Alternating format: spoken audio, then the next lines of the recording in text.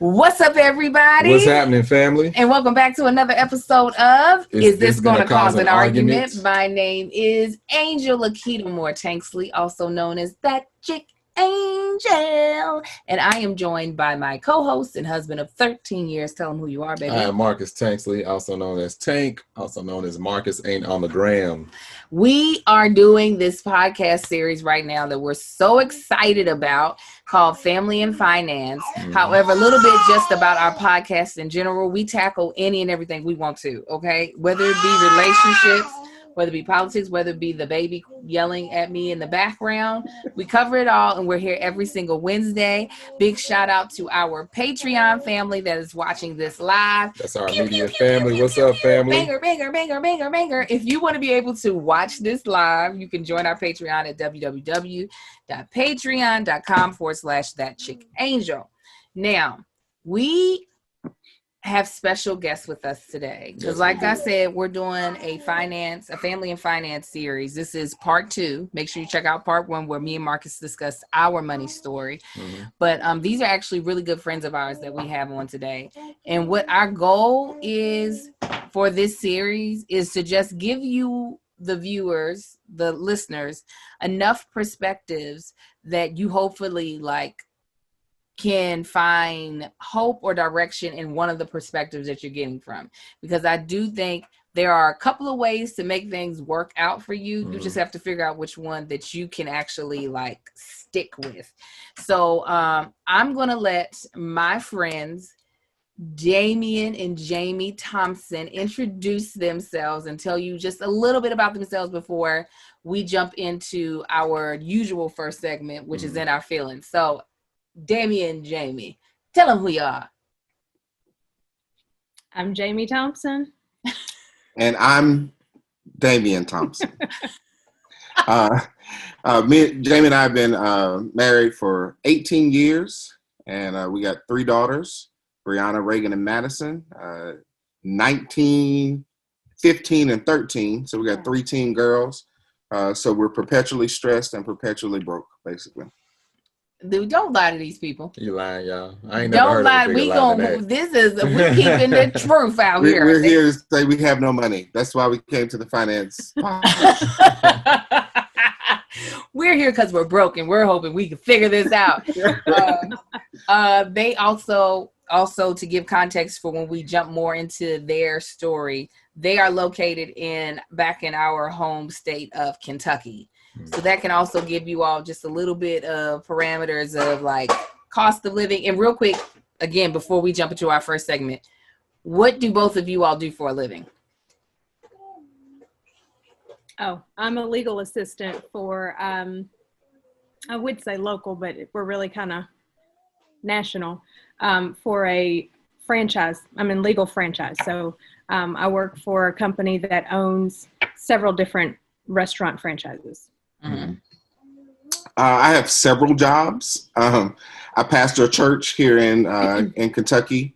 As well, my 9 to 5 is I am a software engineer, and I have several variations of my software engineerdom. So that's what I do. 9 to 5. I've been doing that for about 20 years, ever since right at college. Now, for those of y'all who just tuned in, you all didn't see that this software engineer messed this whole top up by using the wrong hardware. Is that how we started? Oh yeah, I want people to understand that we are actual friends. So you're gonna get all the smack. Marcus is my friend. You're married to my friend. Is what's happening. We've established that multiple times. Yes. And the lies that you all tell. Yeah. So we're gonna jump into our first segment. We would love for you all to participate, Thompsons, if you all would want to. It's called In My Feelings. It's what's got us feeling either good or feeling some type of way this week. So what's got you? Oh, Marcus is ready. It's at the tip of his tongue. Please go ahead. I don't put my personal friendships out there like that. I'm surprised that I didn't realize this was what it was going to be. I can't. I don't want to go into too much detail. I'm kind of a private person. Is he? I am. I'm a private person.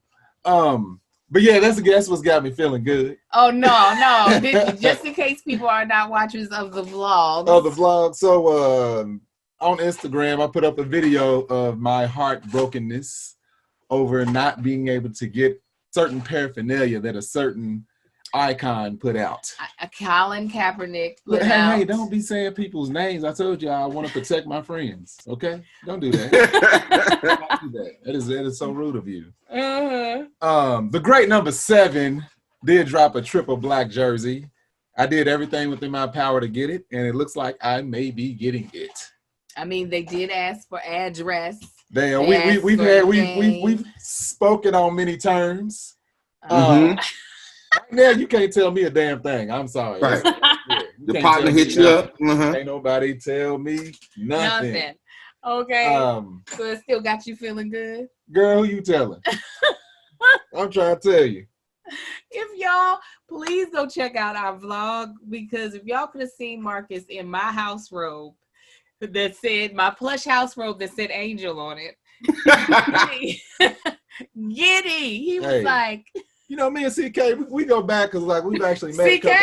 Oh, y'all know him as Colin. We go back a couple years. You know, me and the missus. You know, we all cool like that. Yeah. I'm gonna tell y'all. Man, go ahead. What? No, go ahead. He literally lost his mind, and it was so funny that the news was given to him while he was in the restroom. I was in the restroom on the toilet, and when I tell you I walked out of the bathroom like I was fully dressed. That is how excited he was, because he's you might want to watch it, Rose. A whole mess. It's gonna smell like man shit. But that was a good one. What's got me feeling good? Me making new friendships is what's got you feeling good. Is that what's Check this out, yeah. I ain't gonna say that. I protect my friends. He is a whole mess about it, but it was nice to see him get excited. Genuinely, like you could feel their energy through just the messages. Like they are extremely kind, genuine people. And and I won't say who. You know, I'm protecting the innocent, but. The innocent. Oh my gosh, she's a fool. Oh, I know what's got me feeling good. Is that you can see that I'm losing weight. You are. You can see it.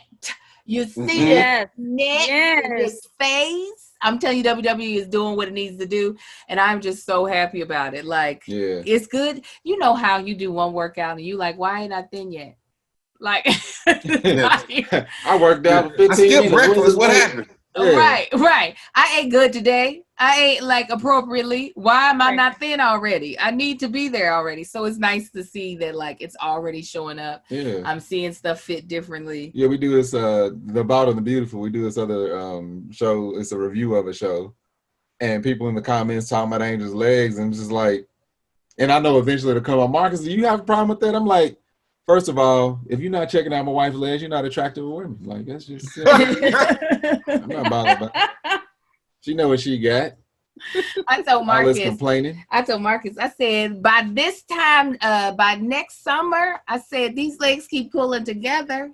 I said, the yams is out all summer. Hey. They was out this past summer. Like, what are you talking about? He said, Angel, you just plan on not wearing bottoms because your thighs was out all this year already. I was like, nah, you ain't seen nothing. So she planned on going to prison. No. Whatever works. So Damien and Jamie, do y'all have something that's got y'all either feeling good or feeling some type of way? Well, I think I found all that weight that you lost. Yeah, it got dropped off at the conference house. I'm feeling some kind of way about that. You've been playing. Yeah. Yes. So, I mean, to the point where my boss expressed that she would like me to start working in the office more. Mm-hmm. And I was like, oh, I think I need some new pants. Oh! I mean, leggings are really not appropriate for the office, right? Right. They're going to be when you start wearing them. Right, exactly. That part. Exactly. So, you know, I haven't been shopping or anything. I went online and I couldn't find, you know, the dress pants that I like. And I just couldn't find them. They didn't have them online. So I'm like, I'm going to have to go to the store.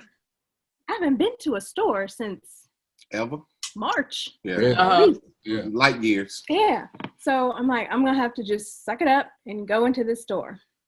I go into a store, and I won't say what store it was. Ready to buy several pairs of pants, even though I had swore I was not going to buy any fat pants, but we gotta have to do what we gotta do. Right. So I go in and I can't find this particular style of pants, and I really want this particular style of pants. Yeah. And I can't find it, so I asked the man, hey, do you have these pants? And he looked. He's like, I don't think we have those. Let me look online. And I'm like, well, I did that, but maybe they call us something different now. I don't know. Go ahead, see if you can find them. He looks and he says, nah, I don't see these. We don't sell these anymore. I said, what you mean you don't sell them no more? I just bought some, and this is bad. I'm like, I just bought some in the winter, which is just a few months ago, but we're not gonna get into that. It's winter again. Yes. My self-esteem was Winter's steadily coming. dropping because I'm like, I just bought some like around Christmas time. And you're it's like, really I bad another that I got to go up a size. Right. Oh yeah, I would have been hurt. Like, I was like, the fact that I had to say that out loud, it did something to my spirit. But I I needed to know how very important it was that I found these pants. He's like, no, they don't make these no more. And then he asked me, are they men's pants? Oh. No, they ain't men's pants. Do I look like I wear men's pants? Hey, man, listen. And I'm not a mean person, but at this point I'm getting frustrated. I'm like, with your little skinny pants wearing stuff, Right. where's your pants? Right. Yeah. she's like, you over here wearing leggings to work. Yeah, do you wear women's pants? Those look like the style I wear. No, right? I get upset. I feel like, is your mama wearing men's? Right. So I'm like, I got, he's like, well, you can look at these. I don't want those. That's not what I came here for. So, I tried to, kind of pretend like I was looking, but I ended up leaving. I was like, just forget it. So then I'm like, well, I'll just run to the mall and see if I can find, I'll go to this other store that I know that typically, if I'm in a pinch, I can get some at this other store. Mm-hmm. Girl. I walked into this store, and I hadn't been to the mall, probably since Christmas. Way back in the 2019s.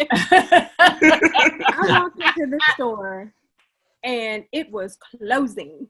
Oh, no. The store was going away? Going away. 70 to 90% off. Oh, yeah. Fixtures will be sold. I'm talking everything is, and I'm like.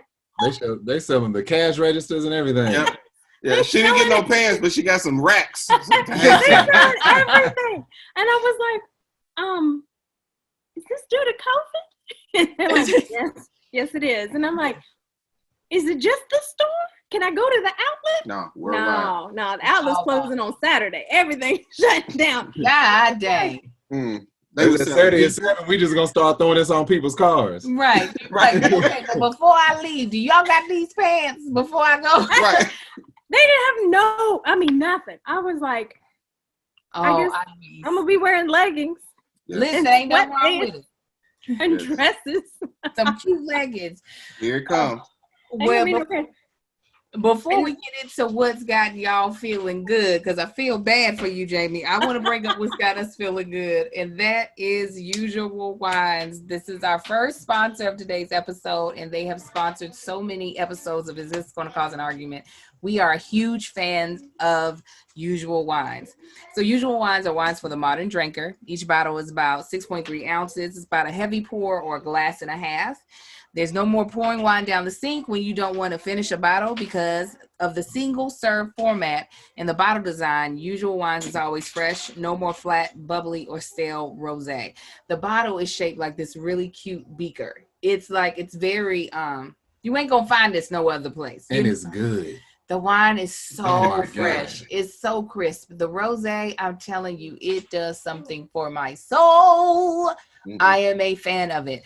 And what's great is that it comes from some of the best places to get wine in the world, which is the American viticultural area. So that's Napa, Sonoma, Santa Barbara. It's made with minimum intervention, 0 sugar, and 0 additives. It is low carb and 0 grams of sugar. They have a red blend, a rosé, and a sparkling white wine called Brut. Now, even though grapes have sugar, this wine doesn't have sugar because of the way they ferment. A lot of other wine companies will stop fermentation so that there's sugar left into the wine. The way that Usual Wine does is they ferment so that all the sugar is out and all you are left with is a dry wine that has a nice alcohol in it, which mama likes. Okay, makes me very happy. Yes, and a dry wine means that it's lower in calories. Come on, give the Lord a praise, somebody. I'm here for it. Also, they don't add any sugar additives or chemicals because the U.S. allows people to put like over 60 different additives in wines. And Usual Wines is like, no, thank you, we're good.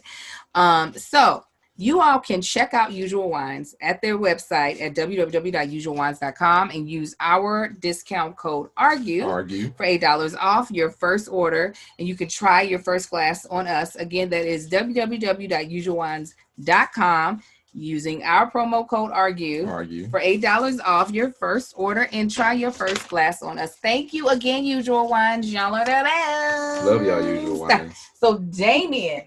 Yo. What's got you feeling some type of way, my man? So I didn't realize that this had me in my feelings until y'all started talking. What? I went to the doctor on Thursday, which is a traumatic experience for me. I've been a big boy for a long time. So getting on the scale at the doctor's office is always traumatic. But my doctor is big dude sensitive. So the scale is in kilos rather than pounds. So it gives you a visual like you ain't that big, you know what I mean? Right. Because you be seeing like a 1 something rather than a more than 1 something. Then more than one. one. You add that 30% to it. It's like, hold on. Right. So you gotta if you don't want to do math, you don't know how much you weigh. So I like that. So anyway, I get on the scale and the little nurse writes down. She asks me what the number is. I give her the number. She writes it down. My doctor comes in. She looks. She says, "Well, you've lost some weight," which I know I haven't. I said, "Well, if you might think that, but my pants say otherwise. These unbuckled jeans say that I haven't lost weight." So she argued me down over the course of the visit on how I had lost weight, and then she started doing some figuring. She said, "Since the last time I saw you, you've lost 50 pounds." I said, "That's impossible." Right. I said, "You're mistaken."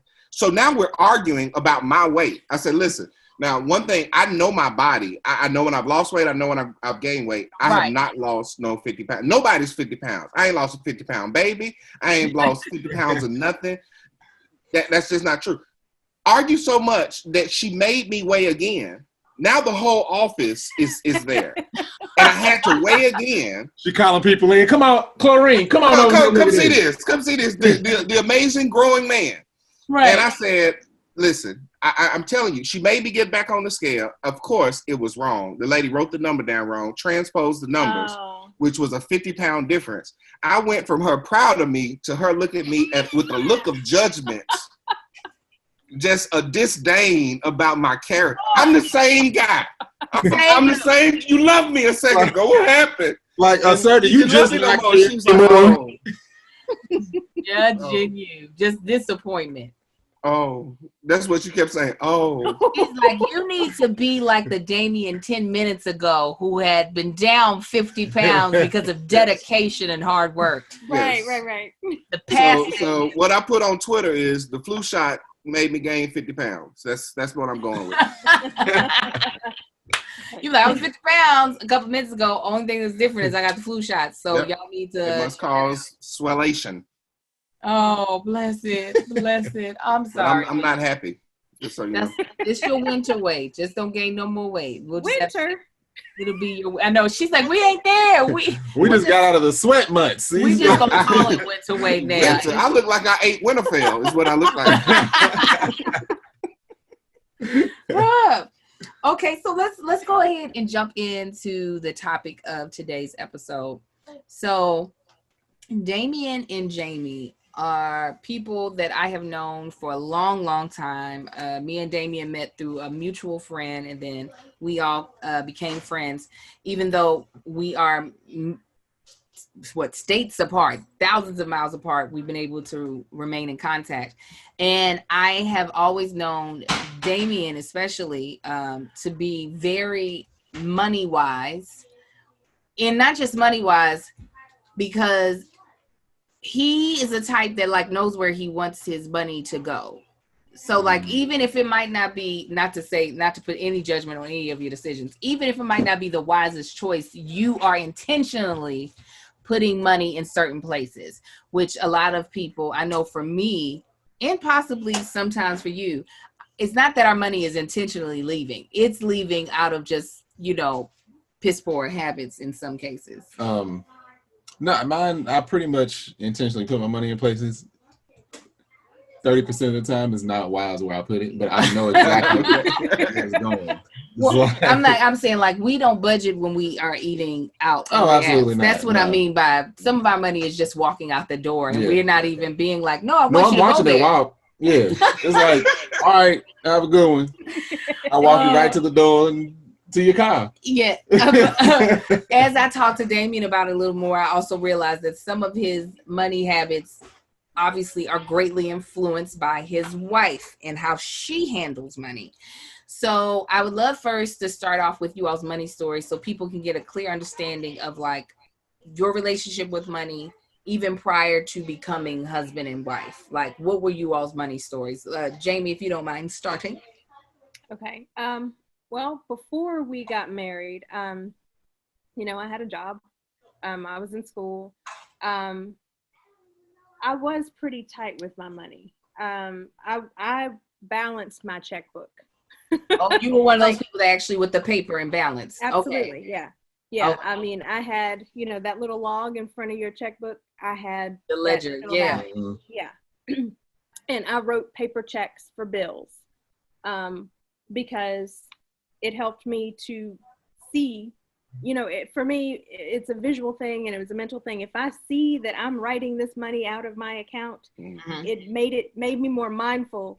Oh, I just gave this away. Even though it's not coming out right away, I know it just gave me a better sense of what I have and what I don't have. Now, did you learn that from your parents? Was that like some of your parents did, or was it just the personality of yours? My dad did that. I mean, he kept all of his bills, and he would keep the bills for, every month. He would keep them all, like all of the utility bills, all of the water bills, all of phone bills. He kept all of that for the year, and he kept it all in a box. And he would sit down at the kitchen counter and he would write out the bills. I mean, I saw him. He never taught me, but I saw him do this every month. So, I mean, it's just something that I just kind of picked up from him. I don't know. So, yeah, I mean, for me, when it was just me, I mean, I could tell you down to the dime, like, this is what I have. And yeah. Now, you said you're tight with money. So does that mean that you rarely bought stuff, or that you bought only inexpensive stuff, or you only bought stuff that was a necessity? Like, where did you fall?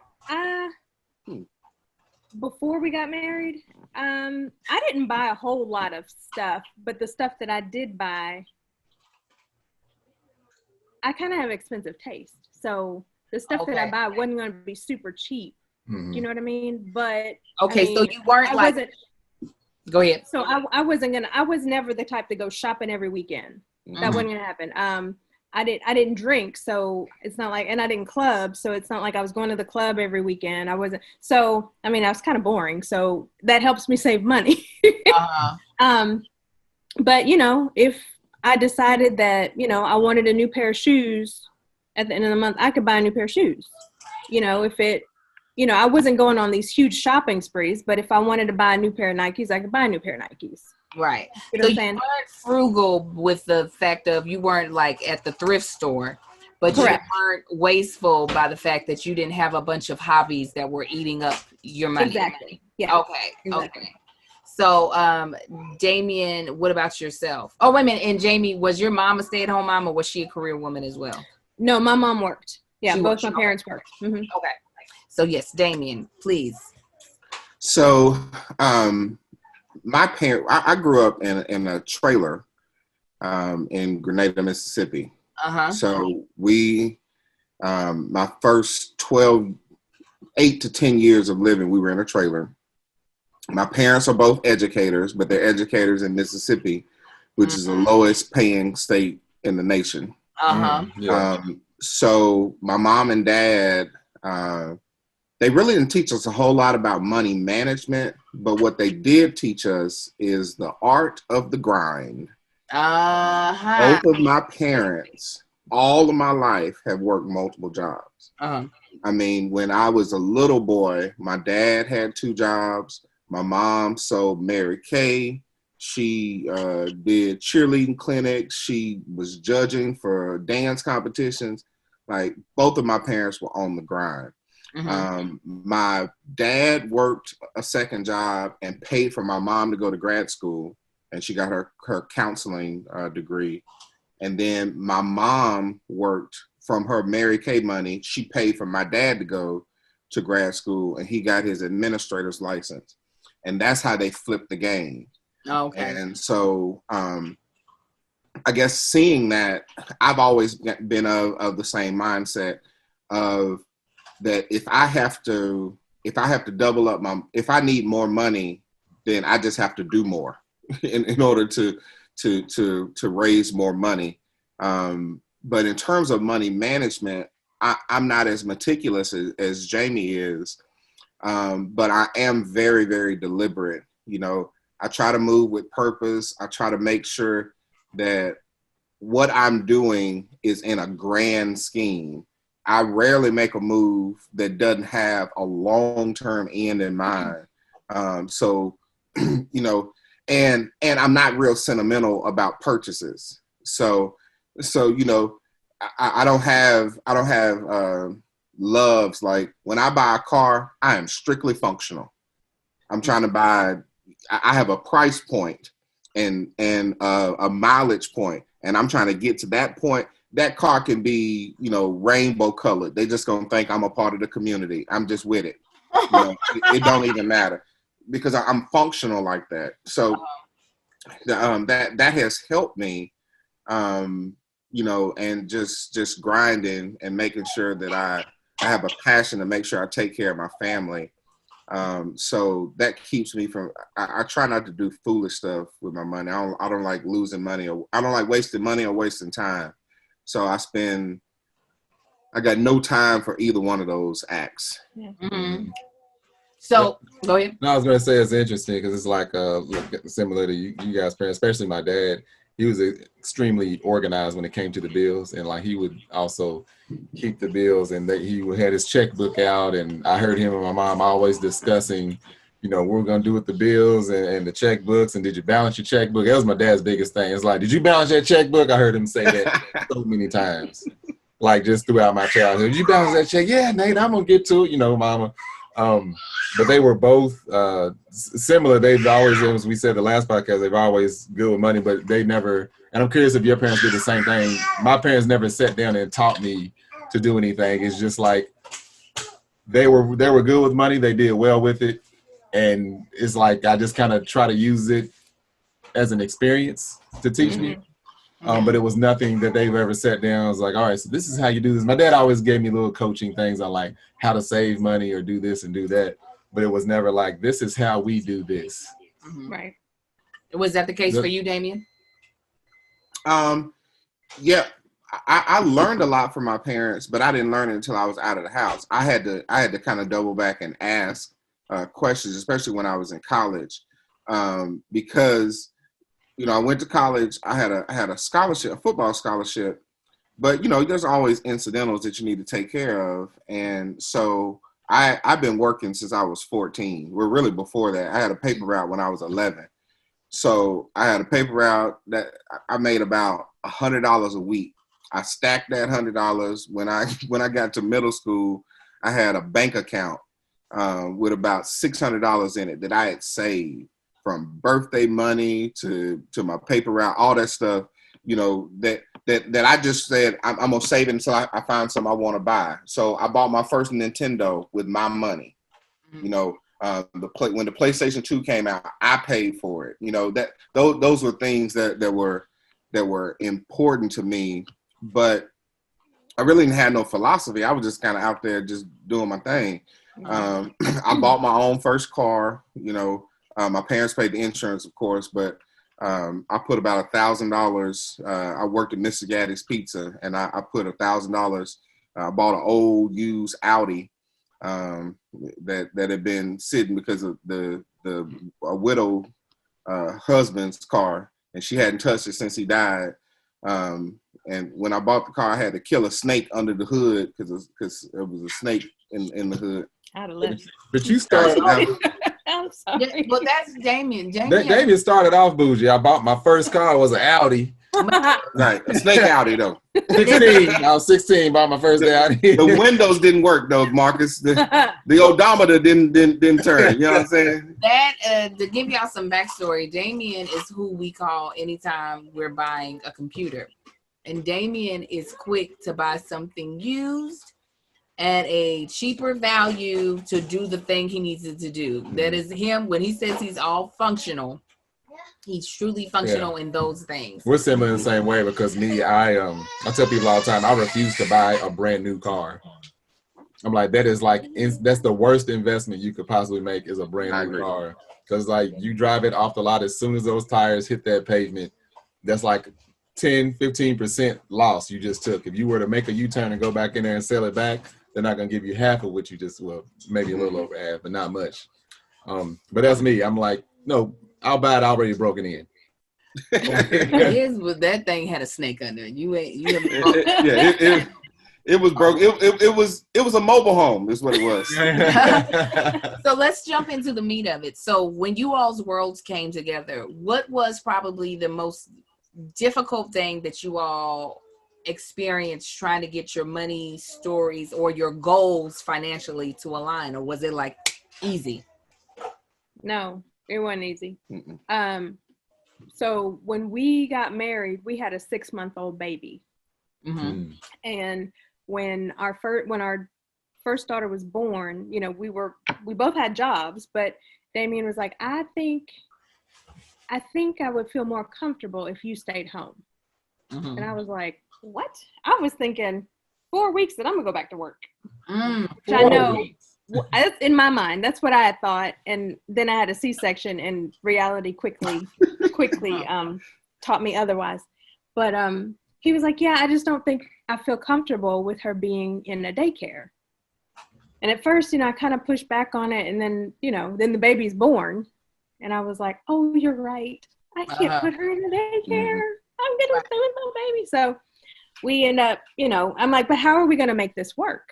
You know, how do we have a baby and 2 adults and live off of one income? And he's like, well, I feel like if we're smart and, you know, if we can function off of one income now, then we'll be set for life. You know, and honestly, that was the foundation. That was the foundation. So, you know, we had a newborn baby or 6-month-old baby. We functioned off of his job, just his income. Now, I was extremely, extremely frugal because now I realize I'm not bringing anything to the table. Okay. And we've got diapers. I started out breastfeeding, but then by 6 months we had weaned her. So she was on formula, which is expensive. And she had tummy issues. So she had to be on soy. She had some special bougie milk that you only find in certain stores. Right. She's like, the bougie's going to come out. Yeah, she's still like that, by the way. She is. She's not very much like that. But you know, if it wasn't for the baby, I didn't buy it. And I think that I functioned that way for at least the first year. Yeah. Unless it was for the baby, I didn't buy it. I mean, of course, food. I went to the grocery store, but I did not buy anything. I did not shop. I did not go anywhere because, in my opinion, I didn't want to add any financial burden to our plate. We had one bank account. Obviously, I wasn't putting nothing in it. You know, why did I need a separate account. And because we had one bank account starting out, that's just the way we've always functioned. Mm-hmm. Okay. And out of every decision we've made, the one bank account has been the one that we've gotten the most pushback from. Oh yeah. From my family, her family. I mean, you know, people don't understand that. People think honestly, I'll be honest with you. That shocked me because my parents only had one bank account. I didn't know that anybody else functioned any other way. I really didn't. I didn't know that people had separate bank accounts. I didn't know that people like separate their money, or I pay this bill, you pay that bill. Mm-hmm. I had no idea that other, couples function like that. Mm-hmm. But them church mothers used to whisper in Jamie's ear about having her own stash of money. Don't you be letting that man run all that money. You put your little something away and stick it right up in here. Seriously. I'm not joking. They said, every woman needs to have a separate savings account at a different bank. Mm-hmm. I've heard that so many times. Oh, I've heard it. I've heard it too. I have. Actually, our next guest is going to probably talk about that. But I had to ask. I'm like, well, if it's okay for me to have my little separate stash, is it okay for him? Is it okay for him? Because if I find out his separate stash is bigger than mine, I'm gonna be a little upset about it. Right.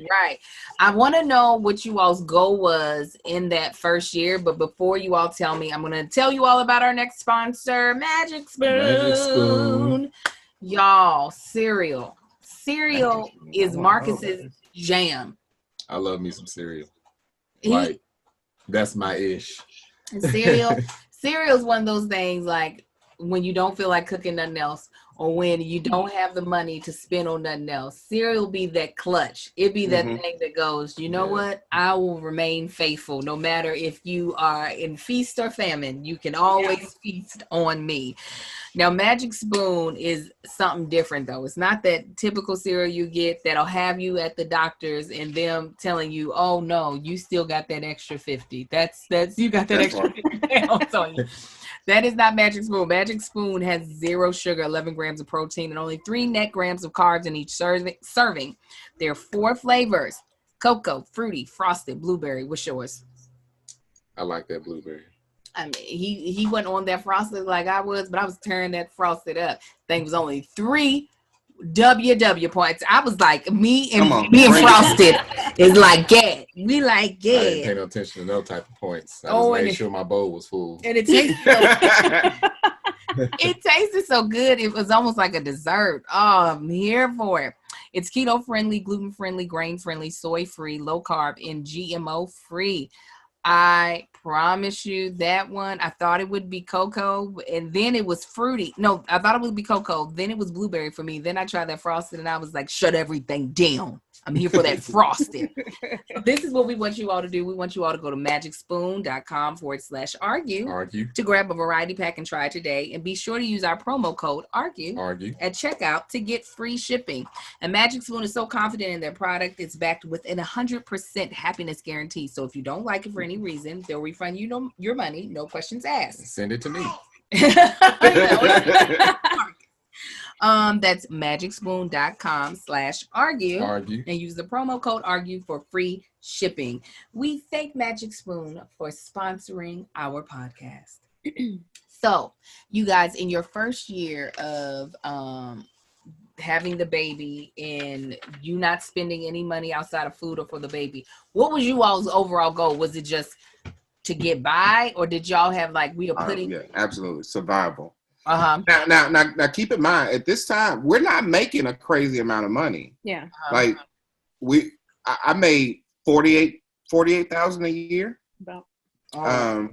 So. And we had a mortgage. Yeah, I already had a house. Mm-hmm. So here we are with, basically after, budgeting gets real simple when you ain't got no money. I mean, we paid the essentials and then we kept the kid alive, and that was pretty much it. Yeah. And, honestly, good. That's when we realized that the way we handle money is completely different. Yes. Completely different. And, so in my household, my dad handled all the bills. He handled all the money. Mm-hmm. And, you know, I would hear him, like, my parents would save for Christmas. Like, they had a Christmas account. My mom was a loan officer at the credit union. So, you know, I just remember, you know, I remember hearing them talk about the Christmas account and how so much money would come out of each check for the Christmas account. And then in December, you know, now we've got X amount of money for Christmas. Just for that. When I brought that up to Damien, he was like, what? Christmas account? Look, I hit him with that old school. You got Christmas money? He was like we would if we saved up all year. He was like, it's March. Why are we going to have a Christmas account? Marcus, I was talking strong then. But now, man, I live for that Christmas savings, boy. Look, January, I'd be like, we could put that away for Christmas. Yes, and here's the thing: is like I've talked to a lot of people, like, you know, especially, I ain't gonna say all black folk, but a lot of black folk, when they decide they want to go on vacation, like they'll say, okay, let's go ahead and buy some plane tickets. But we talk to those people that are like budget friendly in the mind. They'll save up 3 or 4 years for a vacation. Yeah. That way, when they take their vacation, it's just like, oh, we don't have to worry about anything. This is not taken from any of our finances because we planned for this. Right. You know, like having a Christmas account is genius. Yeah. See, and that's where my dad was. He was like, if we took a vacation, it's because we saved for it. You know, he would have, and he'd pay cash with everything because this is the money that I saved for it. And like you said, I mean, you didn't have to worry about anything. You know, because it's all right there. You got what you need. So I remember bringing that up to Damien because I think we were going to go out of town, and I was like, we didn't save for this because we were going to go to Mississippi. And I'm like, we didn't save for this. We didn't save gas money. We didn't save for the food that we're going to eat on the way. We didn't. I mean, I know we're going to stay with his parents, but I mean, we got to get there. We got to get back. Right. We didn't save for this. And he was like, what? Girl, you look at the book like there's no travel in September on here. What are we doing? What are you thinking about? Right. Now here's go ahead, Jamie. What were you about to say? Oh, I mean, but so, you know, it took me out of my comfort zone. He was like, we'll be fine. It's okay. And we, you know, somehow we were able to fill up the tank and eat. And so when I would travel with my family, we would only like go through a drive-through and get some McDonald's or, you know, whatever we could eat in the car because it was an 8-hour drive from Maryland to Kentucky. Mm-hmm. Damien was like, oh, there's an old Charlie's. Let's go sit down and eat. Oh, there's a Texas Roadhouse. Let's go sit down. And I was like, what? Cinnamon butter. Not only did we not budget for this, but we about to sit down and eat? You've lost your mind. I mean, you mean we got to tip people? Are you crazy? Damien, I need you to run it back a little bit and explain to people how you ended up buying your first house, because you can't say we were making only $48,000 and say I already had a house. So explain that story a little bit because it is something I want to dive in deeper about.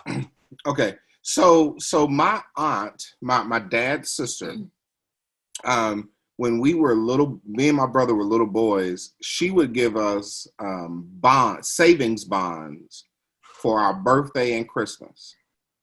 And I don't even think I really knew, like at the time when I was a little boy, I thought it was stupid because it was one of them gifts that you couldn't use. It was like, in 50 years, this is going to be worth something. But anyway, I had these savings bonds, and additional to the bond that my dad's sister gave, my mom's sister gave us another one. So we had these stacks of bonds. When I got ready to graduate college, those bonds were worth about $2,000. So in 1998, 1999, I cashed those bonds out and bought stock in Microsoft and Cisco in the late 90s. 1999. Right after that, right after Y2K, the market boomed. Microsoft split, Cisco split, and I basically doubled that money. Took it out, and that's what I used as my down payment on our first house. We weren't married at the time, so I bought this house. I was 20, maybe 21. And I used it as a down payment. on my house. It made sense to buy the house to me. My goal at that time, this is before we had kids, I wanted to buy that house, and then my goal was for the next 10 years, buy one piece of property every year until I had 10 properties after 10 years. But instead I had 3 kids. So if you want to know how much kids cost, there are 10 properties worth. Right. Yeah. 10 properties. About 3 properties a piece. Yeah, 3 properties a piece and a basement. That's Right. that's how you count it up. Yeah. Go ahead. No, that's interesting. That's also it's dope to hear, because a lot of people don't realize how fast 10 or 12 years can pass by. Yes. Like, it passes by extremely fast. When you was a kid, it seemed like forever. You giving us these bonds, and what am I gonna do with this? Yeah. Yep. And then it's just like, okay, now you buying stocks at such a young age, but even now it's like I'm not as well versed into stocks or anything I would like to be, because I am so eager to start buying into some type of stock, because I just want to start putting that money away and letting my money work for itself. You know, money needs to work for me and not the vice versa. So how did you know, what made you go, Microsoft, this is where I want to put my money? All of my entire career is based off of this mentorship that I had when I worked at the National Finance Center in New Orleans. There was a guy that went to my college, that graduated from my college. His name was Keith Guerin. He was an assistant programmer like I ended up doing, but he also was a day trader. That's what he did at his desk. He taught me about the stock market. He looked at it every day. He read the Wall Street Journal. And so not only did he teach me the system stuff, which I'm still doing to this day, he also introduced me to, the stock market. And at the time, I bought Microsoft and Cisco because they were cheap at the time. They were probably $20 a share for Microsoft and probably in the teens for Cisco. And he said, man, these are going to blow up. And at the time, that I was like, I don't really know what that means. But he told me to just buy this, set it, and forget it. And the best part is convincing my mama that I was going to take that bond money and invest it, which she was not having it. But that's what I did, and it ended up really being beneficial. And if we didn't do that, like that decision governed every other decision in our lives. Like us being able to own that first home, because what we did from that first home, I got in on the ground floor. We built that house in a new neighborhood, and 2 years later we sold it. Yeah. And we sold it, and we probably made about 25, 30 grand. Yeah, because we sold it. We were one of the first houses in that neighborhood, so it appreciated really fast. And then when we built another house that was bigger. Yeah. But we were still in a new part of an existing neighborhood, and it appreciated really fast as well. So. And so we took that money, that savings from the first house. And so you got to think that this is where I'm kind of this big idea person, and Jamie kind of keeps me under control, because at the time I said we need to sell our house, we were just barely making it. And I was going to transition us to this bigger house. But at the time, our credit score was good and the interest rates were low. So we were going to flip into that new house at the same amount that we were in the house we were in. Yeah. But in order to do that, we had to spend about 18 months living in a townhouse. Yes. So we had to downsize severely. Yeah. But we made about 35, 40K on the house, banked it, and then moved into a townhouse that was probably maybe $600 less than we were paying. Oh, yeah. And that savings, we just kept saving. Yeah. And that's what allowed us to move into that bigger house and not feel the weight of it. The upfront of it. See, that's what's different about Kentucky than here, is that renting here is more expensive than owning. All right. Mm-hmm. So if you're in California, listen to the pod, come move to Kentucky. Well, you know what? Because we only had one child at the time. Right. The renting was cheaper. Doable, but I think if we were like today, that would not be the case. Right. That would not be the case. Which will be interesting. Our next, the person that we'll be having on next, she owns multiple properties, but lives in none of the properties she owns. Smart. So so I know there's a way to do it. And she lives out here, but okay. So you all decided you invested, Damien. You took that money, you put it into real estate. Which do you all feel like is the better investment? Stock market or real estate? Go ahead. Go ahead. I would say real estate because they're not making any more land. If you own land, then they're not making any more of that. You can't get no more of that. Right. You know what I'm saying? So, and that was the advice that was given to me a long time ago by a very old wise man. He was like, always buy the land because they're not making any more of that.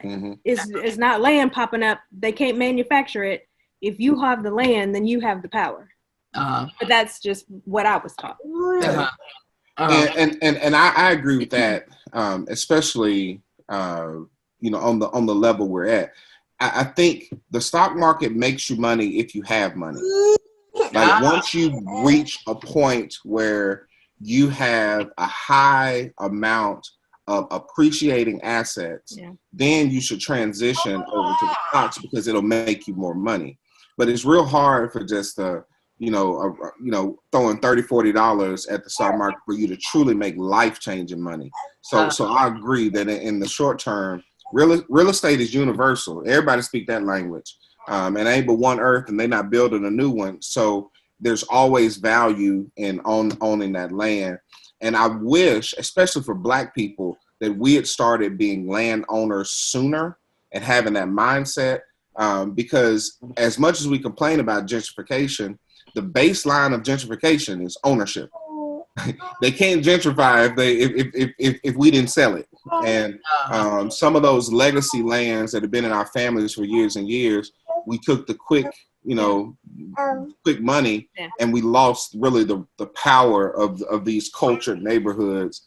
And that's what we're trying not to get into now that I'm 42, and our goal is legacy building. And that our kids have not only land to walk in, but also businesses to run or to manage if they want. So let's jump in a little bit deeper into that. So this will be kind of twofold, and hopefully you all be able to figure out a way to answer it. One, now that you all are walking in or living in a little more of an abundance, you're not at the 48,000 a year. You have 3 kids. You all are in property number 3 or 4? 4. Property number 4. What are you all? How are you all handling your money now? And what are the steps you are taking to build this legacy for your 3 girls? You want me to answer? You can. So, over the past 3, how long you been at Banner? It'll be 4 years in December. Over the past 4 years, Jamie hadn't worked, impactful job. When I say impactful job, like a real wage job. She'd done assistant teaching and this, that, and the other. But 4 years ago, she started working, a job. A insurance having, butt kicking job. And that was the first time really in our marriage that she had this sizable income coming in. And it did change the game. But what happened before we got to that point, we had paid off all of our debt. So we had 0 debt other than our house at the time that she added this job. So for us, that was just like money just being added to our life because we didn't use that for our day-to-day bills. We just banked it. Yeah. Which was really beneficial. But what we did is we had been saving all this money to do a renovation. And we figured that the money we had saved for a renovation, that we couldn't convert our current house into what we really wanted. Mm-hmm. So we used that money we had saved for the renovation as the down payment to the next house. Mm-hmm. And that's the house that we're in now. So at the same time Jamie got her job, I got a new job and my income increased. So once we moved into the new house, both of our incomes had pretty much, nearly doubled. So we were just living. I mean, we would just, buy whatever. Jay was like, what checkbook? What checkbook? Checkbook. Right. We ain't had no checkbook. We just living. But the past year, and especially during COVID has shown us why we had the principles that we did when we paid off all of our debt. Yeah. Because we can't control when the uncontrollable happens. Yeah. And I had to miss 4 weeks of work due to COVID. It didn't break us, but we definitely felt it. Mm-hmm. And it was the first time, I think, in a long time that we had ever felt that fear that we felt when we were first married. Like, I don't know where the money gonna come from. Yeah. And unemployed, I ain't get no unemployment. I still got to claim unemployment. Listen, not a dime. Listen, when I find that unemployment dude that's running it, me and him gonna have an immediate misunderstanding. Wait a minute, David, I'm sorry to cut you off. I have to get to our third sponsor really quick. Hey, sponsor. Finish the story because this is so good. But I want to tell you about an app that I have very much so fell in love with called Peanut. We talked about them our last episode, and I just think this app is so super duper helpful. Just like this finance series, I feel like this app is perfect for anyone who's expecting a pregnant mom to be, or a mom that just wants to meet like-minded moms. Peanut provides a safe space for mothers, expecting mothers, and those trying to conceive to build friendships, ask questions, and find support. Introducing you to women nearby who are in similar stages in life. Peanut provides access to a community of women who are there to listen, share information, and offer valuable advice. Whether it's understanding IVF, adoption, pregnancy, first years, or nursery and beyond, Peanut is a safe place to connect with women like you. I just have to say that for me, having had 4 kids, every pregnancy, I always felt like I needed a support system. When I was pregnant with twins, I wanted to meet other twin moms because I was like, I'm experiencing something that a lot of you other women ain't experienced, and I don't want to hear about your life. I need to know what's about to happen to my life, and I need to know that you're experiencing what I am about to experience. So with this app, you can just go to peanut.app.link/Marcus and Angel, or you can find it in the App Store and you can download it and you can get to meeting moms that are just like you. It's super duper safe. Like I said, they even verify by having you take a selfie to make sure you are a real person, so that like you can feel comfortable connecting and sharing your experience or getting advice from other women in the same stage of life as you. Again, please head to peanut.app.link/Marcus and Angel or find it on your App Store. Thank you so much to Peanut for sponsoring this episode. Okay, Damien, so go ahead, pick it up where you left off. So we out here living high off the hog and just kind of throwing money out the window. And because of that, we did start accumulating debt again. I mean, and my justification was always, we can just pay it off early. I mean, it ain't really no sweat. And I remember posting on Twitter, it says, and I just put a picture with a guy with a shocked face, and it said, the feeling you feel when you notice that your 12-month savings cash is due today and you still ain't paid it off. That interest is trash. They be pulling it from everywhere. Yes. I mean, they be jumping off the top rope. I mean, it be interest everywhere.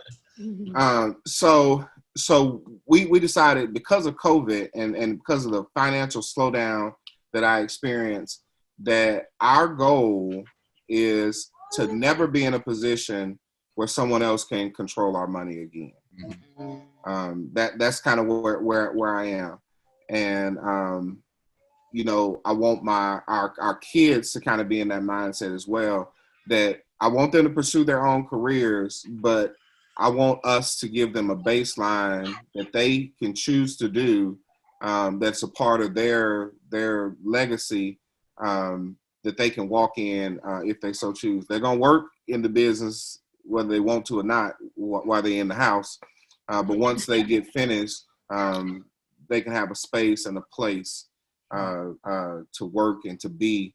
And so now we're back on our plan. We're back on the same plan. We're living now the same way we did when we were budgeting and trying to pay down.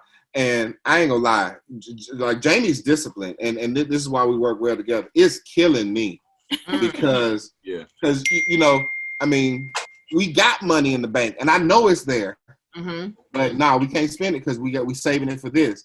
And I'm like, but we got the money, and nope, gotta stay focused. And I'm like, yeah, you like the hell with focus. I'm trying to spend this cash and get what I think I deserve. What you mean I can't make it rain? I mean, I can make it rain. I can at least make it thunder or something. Something or other. Well, I asked you all to give, prior to this, in preparation for this episode, to give 5 tips that you all would give when it comes to money management that you feel like would be helpful, especially to us and to our listeners. Okay. So we'll do 1, 1, 1, 1. Oh. Are you gonna get 5 and I get 5?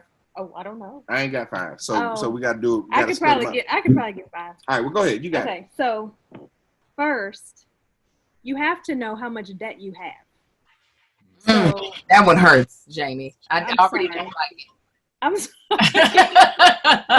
And you have to know how much money, whether it's, you know, actual debt or just how much money are you spending out? How much money do you have to spend out every month? So you know how much money you make. Write down every bill that you have. Write down I'm talking not just utility bill, water bill, you know, phone bill, DirecTV, or whatever you have, whatever your bills are. And whatever your credit card bills are, anything that you have to pay out monthly, write it down. Find out what is that amount that you have to pay out every month. And then look at how much you're bringing in every month and subtract that. Right. Simple math. It's very simple math, but it's an eye-opening experience. It is. I don't want my eyes open, Jackie.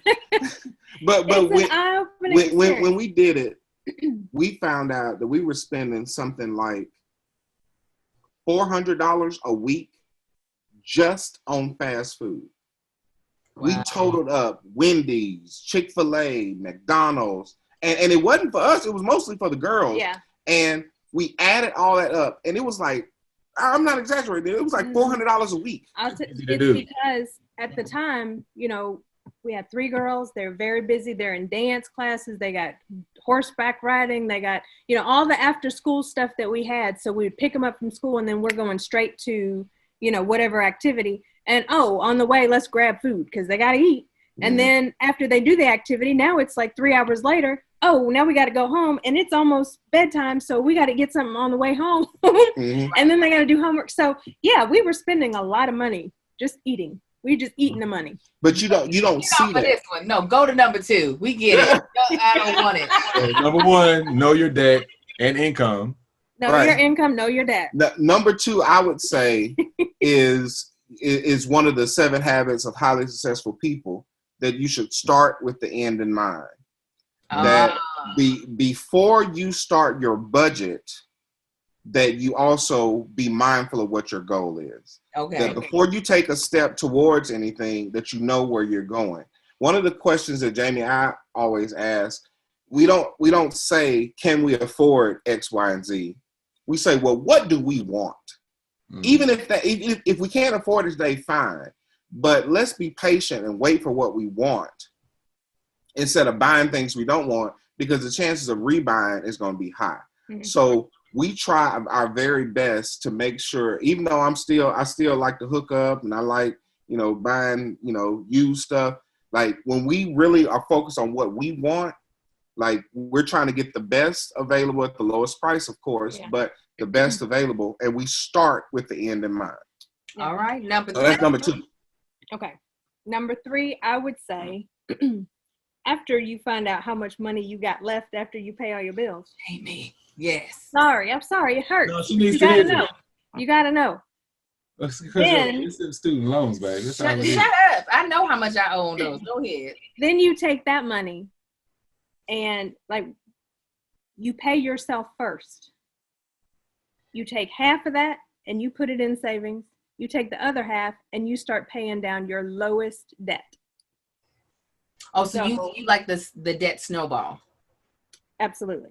She's okay. So but make sure you pay yourself, because if you never see your savings account build up, then you're going to feel like you haven't accomplished anything. You have to pay, and if something comes up, you have nothing. Right. You see what I'm saying? You may not have even paid off that credit card yet. So not only have you not paid off your credit card, but you ain't got nothing in the bank. Yeah. So you have to pay yourself something, even if it's just all you can do is $10 a week. Put that $10 a week and leave it. And then start paying off the smallest debt. And I say the smallest because it's important for you to be able to see yourself making progress. Right. You feel that it's like weight loss. I mean, it's the same, you know, and your successes will breed success. Yes. Yeah. And we were doing that before we really knew that Dave Ramsey was a full thing. Yeah. Like that is something that just makes sense to Jamie. Yeah. And I had to go through the financial piece. I had the CDs. And I went through all of them, but that's been Jamie's philosophy all along. So it was real easy. Like even using the cash envelopes, which is a Dave Ramsey principle. Jamie came up with that, and wanted us to do that year one of us being married. So it was Dave was jocking her style. I see. Dave was jocking your style. And I ain't getting no credit for that. Get his money. And that's interesting what you said about paying yourself, because I was just I think I said in the last podcast, or maybe I even told Angel, it's like when I see the more money I make, the more money I see in my accounts, the less I want to spend. Yeah. It's like every time I see more, I'm like, I don't need that. I like the way this looks. I want triple that. I want it's crazy. And then I realized I said myself, I'm like, the more I see, the less I want to spend. It's crazy. What's number 4? I would say number 4, and this is just for married people. Transparency is key. Like, it is really, really difficult for a couple to arrive at financial goals if they have secrets. We always teach when we have marital counseling that a man needs support, a woman needs security, but neither one of them are possible if you're selfish. And I think that those secrets, especially within finances, is just wanting to be selfish. And I think any act for a unit that is me focused is dangerous for we. So I think transparency is key. That doesn't mean that, you know, Jamie doesn't have to come to me when she spends money. She does her thing, I do our thing. But our general rule, if it's over probably $250, $300, well, for me. Jamie said, if it's close to 100, yes, exactly. Yes, yeah. If it's close to 100, Jamie's having a conversation. She's now listen. I am. I'm like, Jamie, we needed toilet paper. She was like, but I bought toilet paper and paper towels. You understand? Just making sure we good. I'm like, yeah, Jamie, we good. But in those crucial decisions, like we don't do it in the dark. You know, it ain't I'm doing something over here, Jamie's doing something. We have to agree. Yeah. That's really, and a lot of times we don't. Yeah. So our principle that has governed our 18 years of marriage is it takes 2 yeses to be a yes. Yeah.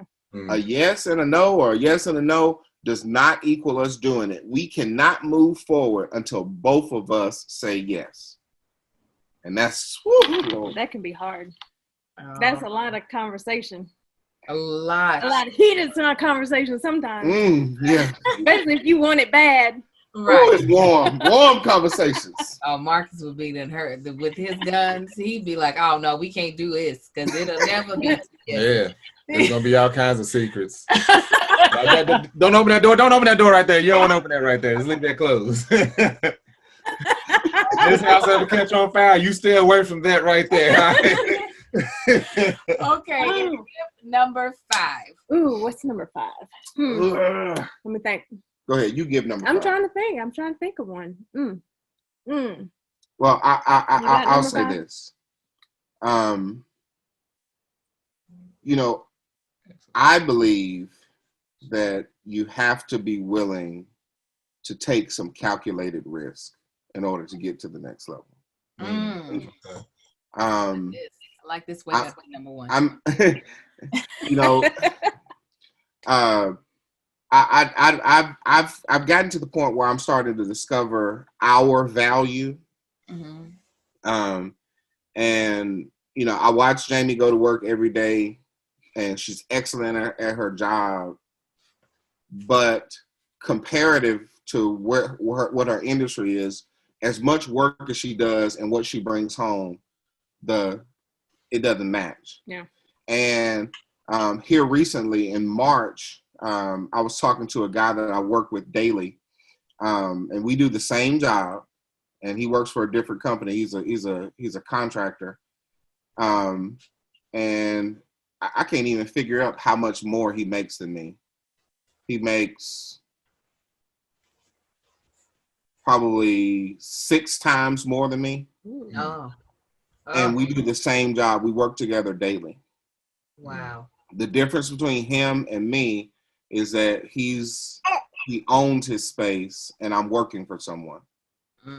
And so in my mind, I've been conditioned to believe that my value or my security is based on working for someone else, when really my value and security, like my greatest gift is my willingness to grind, to work hard.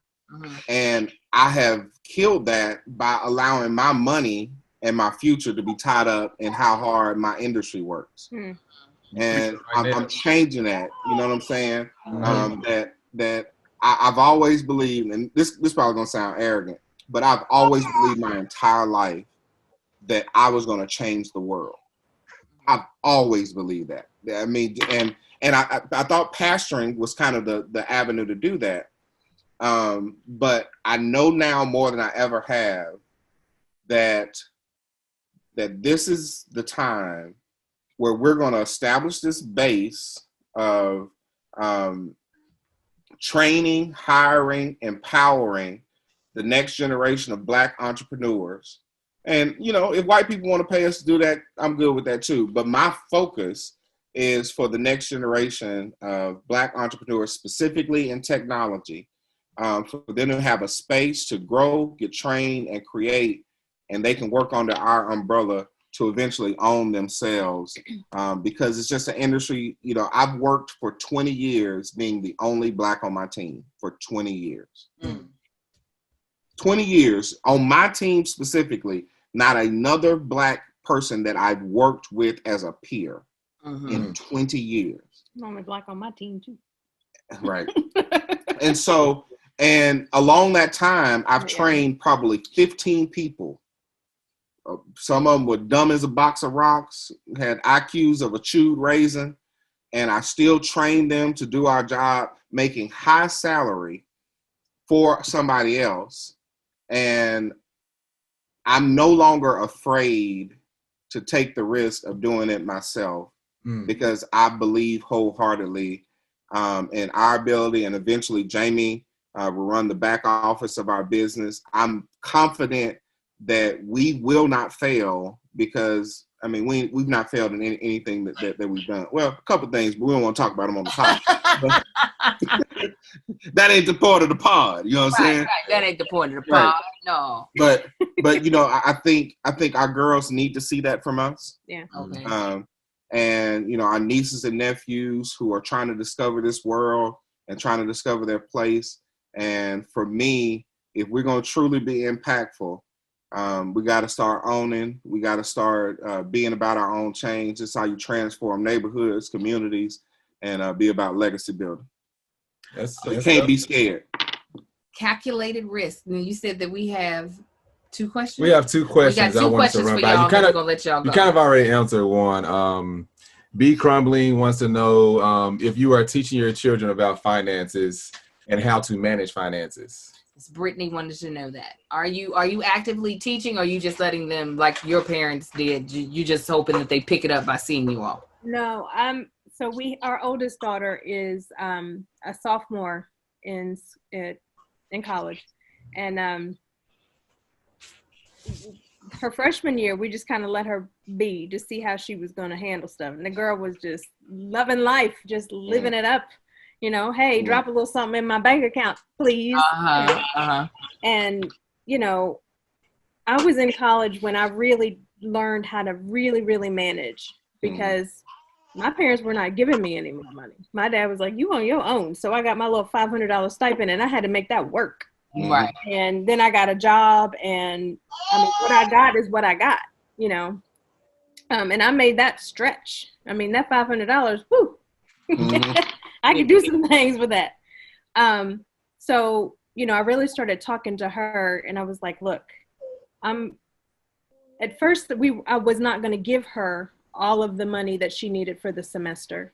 I was going to just kind of, you know, give it to her every week or every 2 weeks, however. And then I said, you know, I'm going to give this to you because you have to learn how to manage it. Yeah. You need to see it coming out. And she is tight. She don't like to see her money go away. Just like Marcus said, there's a certain security when you look in that account and you see, you know, a nice little amount. And then when you see that go down, she gets real agitated real quick. Because she'll like to spend our money before she spends hers. Yeah, of course. But the funny part is she was paying her rent online, and there was how much was the fee? It was a $6 fee. A $6 fee to pay it online, and you didn't have that fee if you paid it via check. Now she didn't even have no checks because you know she a millennial baby. She was like, "What check?" So in the mail just here recently, we got a thing of checks that she ordered. Because she was like, you ain't going to be taking my good $6. My $6 that's going to be sitting in my account. Right. So to answer the question, we didn't when they were growing up. Yeah. We are with our oldest now. I've been working with our 15-year-old about just being financially aware. Yeah. And open her a bank account. And we're going to do the same for our 13-year-old probably next year when she starts transitioning to high school. To try to help them to have at least a money awareness, and then we'll help them with, you know, kind of future planning and goal setting. Yeah, they're actually now, you know, they've always gotten money, you know, from grandparents and aunts and uncles and everybody for Christmas and birthdays. So they've always had money, and really they were good at saving it. I mean, but they really didn't know what the value of it was. Right. You know, so it would literally like. Our youngest would have hundreds of dollars in her piggy bank, and not even be aware of it. Yeah, no, meant nothing. Kids. Yeah. So then, you know, in the last few years, I was like, well, you know, well, Mama, can I go to Baskin Robbins? Where your money? Go get your money. Yeah. What? Go get your money. Why did I spend my money when you got your money that I can spend? Well, and then it went from. Well, I got money, so I can spend. I want extra rolls, so I got money, and she's pulling out 20s, and I'm like, oh, is that how you're gonna spend it? Because it's gonna go really fast that way. Yeah, it will. So she had to learn, you know, and we went from, you know, hoarding the money and not really knowing what it was worth to, oh, I got money, I can get what I want, and then seeing it leave and the pain that comes with. It's not just going to show back up. Yeah. Right. Oh, no. So now, I would say all three of them are aware, fiscally aware. And we are now starting to teach them what to do with it, how to manage it. Right. Got you. Got it. Okay. And then last question was from Hannah J. They're asking about college. Are you paying for college? Are you having them go to affordable colleges? Like, how are you making them pay for themselves? Good question. That's a good question. So we started saving for their college 14 years ago. Yeah. And the way we have it set up, kind of like the Christmas account, a portion of his check just goes straight to their college savings accounts. So we never even see it. We don't miss it. It's not something that we add into our budget because it's completely taken out and dropped into their accounts. And that's the way it's been for the last 14 years. Our like I said, our oldest is already in school. She did get an academic scholarship, but it didn't cover everything. So last year, we did have to come out of our pocket some. This year, she's in the athletic training program. So this year, 20% of her tuition was paid along with the academic scholarship. So it just so happened that, you know, when it was come time to pay the tuition, I was like, so, you know, what's the balance? What do we owe? We didn't owe anything. In fact, she had a residual. Mm-hmm. We got a credit. Dude, hey, can we pause the podcast to shout right quick? Come on now. Yes. But we are, you know, we're hoping and praying that, yes, all of the girls will get an academic scholarship, that all of them will be so blessed. Mm-hmm. But in the event that we do have to come out of our pocket, we are saving.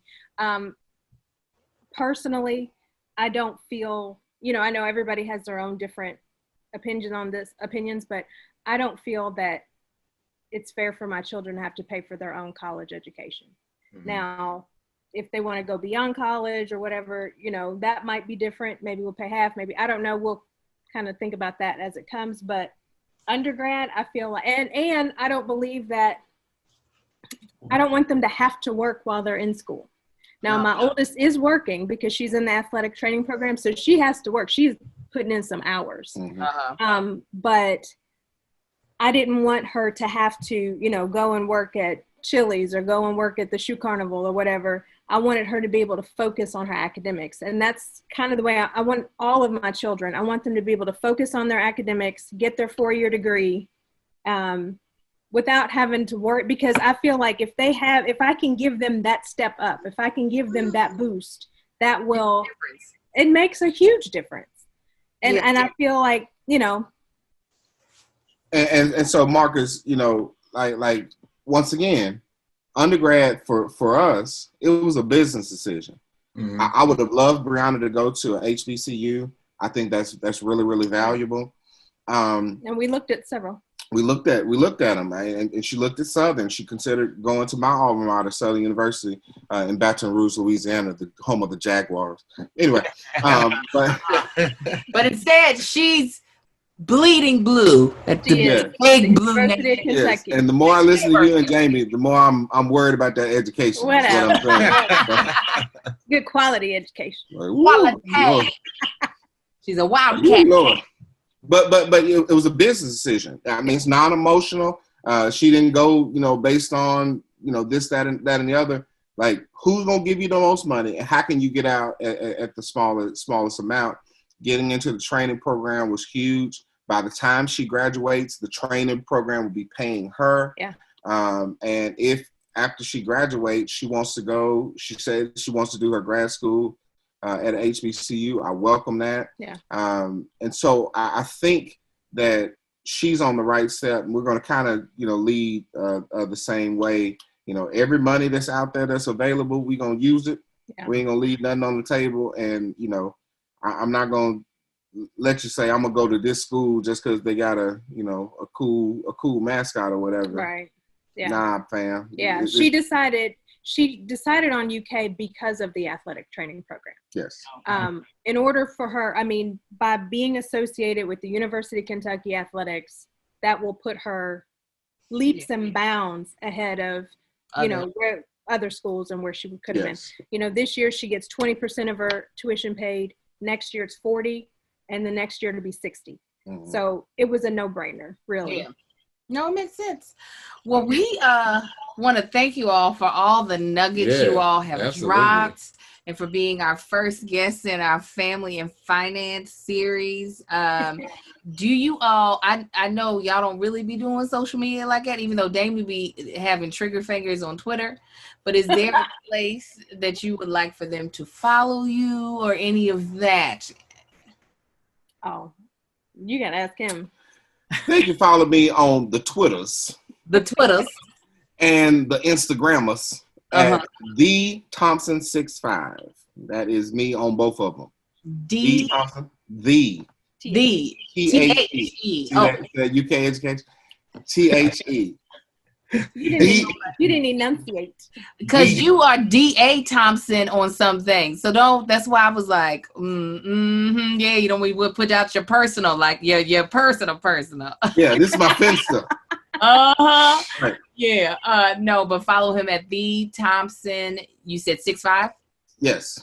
on both Twitter and Instagram. Jamie, you like just follow him. Just follow him. I understand. I really don't. He said, I'm over here budgeting the checkbook. I ain't got time for all this food. Right. She's like, what's this $5 for some Patreon? Who is Patreon and why you paying her $5? First of all, you tell that helper she can come over here and pay some bills. Right. Budget this checkbook. Tell me what they follow you. See Patreon, she gonna swell up. So, of course, y'all can follow me on Instagram and Facebook at Marcusing on the Gram and Marcusing on the Book. You can go to manshit.com. That's MANSHYT. You can find my beard and body butter. You can follow me at That Chick Angel on all platforms except for Twitter, but you can still follow me if you type in That Chick Angel. It's not my handle. She don't tweet. Don't follow her on Twitter. I tweeted like 3 times last month. I'm proud of myself. Follow me there. And you can follow this podcast at Is This Gonna Cause an Argument? Also on Instagram and Facebook. And you guys, we'll be back next week with another phenomenal guest, somebody that I actually am in contact with on a weekly basis about finances, who's really good, that I think you all will enjoy. So please come back. Again, a special thank you to Damien and Jamie Thompson. Thank y'all for coming through. For participating in this. Thank you to our Patreon for being here live with us. And again, thank you to Usual Wine's Magic Spoon and Peanut for sponsoring this episode. So until next Wednesday, y'all be blessed, and we'll talk to you later. Bye. Bye. That Chick Angel.